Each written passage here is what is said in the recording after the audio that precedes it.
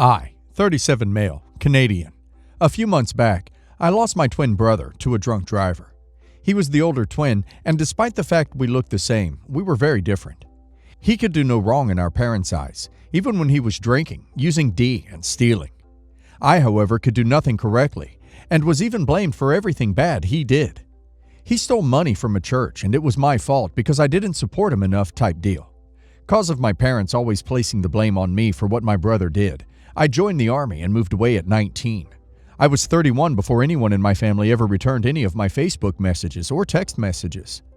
I didn't send many, but I did make the first step, normally before I deployed.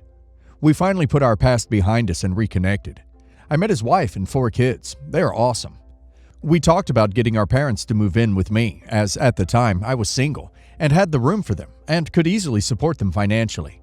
My dad lost his job, their health was declining, and our old family house was falling apart. They didn't want to move and came up with BS reasons not to all the time. I am now married with 2 kids and have a nice house in Manitoba with a fair amount of land. With my brother's passing, his wife has no family to look to for support. My parents only have me left. I have offered to cover the expenses and move them out to Manitoba. My parents can stay in my camper. It's a very nice camper, 44 feet, better than most apartments. My sister-in-law and the kids can stay in our basement that is fully furnished and has the space till they can get their own place. She's a nurse like my wife, and my wife can get her some work. They want me to sell everything and move out to them. They live in the Ottawa area. My sister-in-law has limited space with just them in their house, and my old family home doesn't even currently have a working furnace and looks like a crack house. They want me to use the money from selling my house to fix up the old family house, and everyone will move into that. I told my parents and sister-in-law that I will not be selling my house and everything else to move to Ottawa area. The cost of living is close to 4 times higher there than where I am. I have the means to support everyone where I am till everyone is settled into the new area. I do not have the same means to do so there. It's been a week now, and no one returning any means of communication with me. Wow, that's some choosing beggars stuff here. Definitely not the a-hole for refusing to sell your home and move to a new province with a significantly higher COL.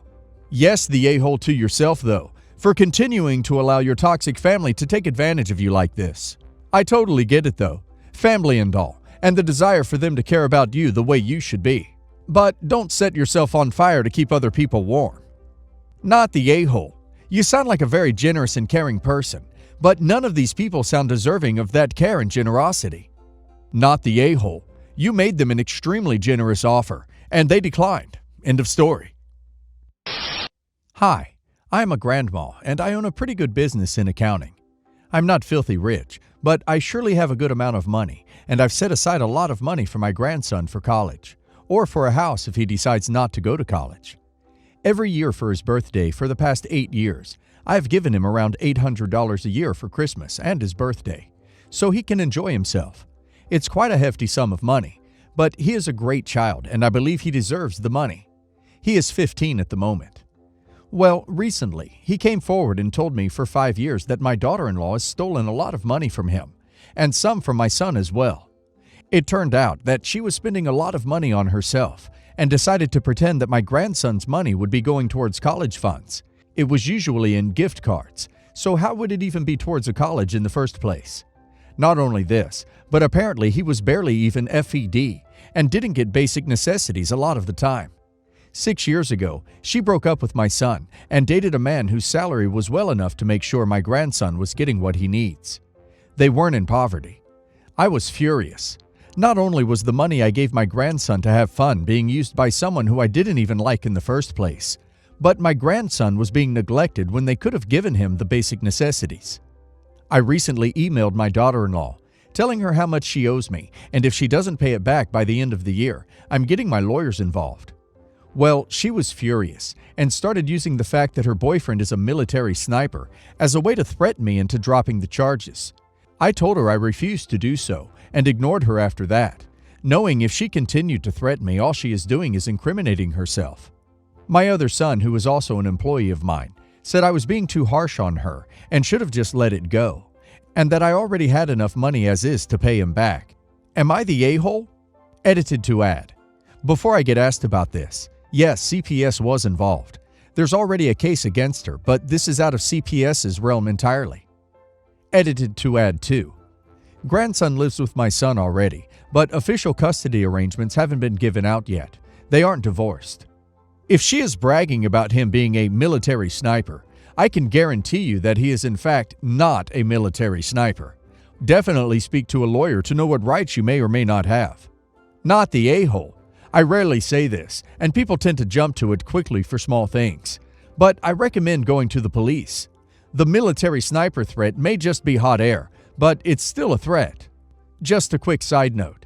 Stop sending literally any money or gift cards to your grandson. Instead, just put money in an account for him and let him know.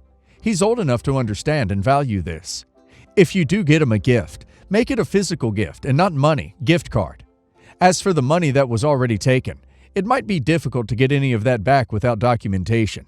If you have a lawyer, it's worth a conversation though. See what he or she thinks about it. I, 21 female, have 2 siblings, Ian, 22 male, and Amy, 17 female. I'm asking for both Ian and I. We have a complicated dynamic. Ian and I are extremely close, but Ian and Amy hate each other. Simply put, my parents are extreme tiger parents. Since we were 7, they enrolled us in tons of classes trying to find something we were exceptional at.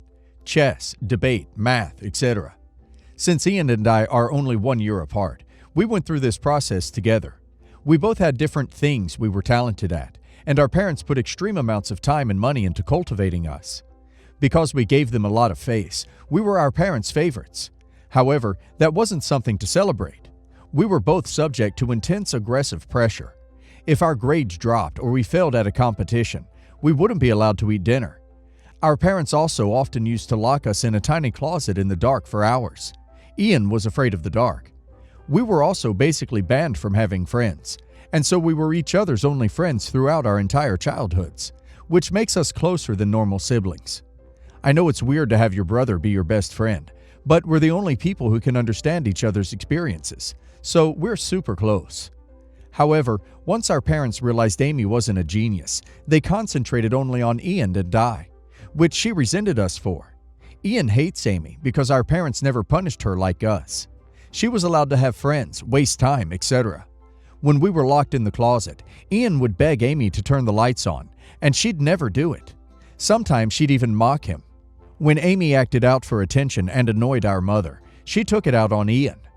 In high school, we were doing our activities on a national, international level, which our parents spent around $60K a year on.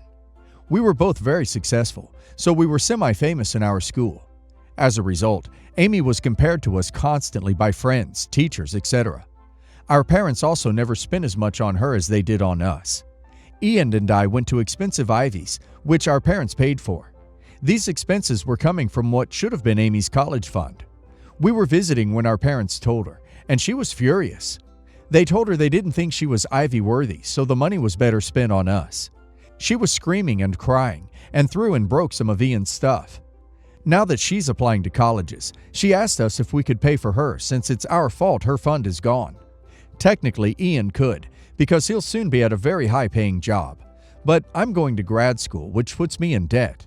Ian wants to pay for me so I don't have to be dependent on our parents anymore, which I'm very grateful for.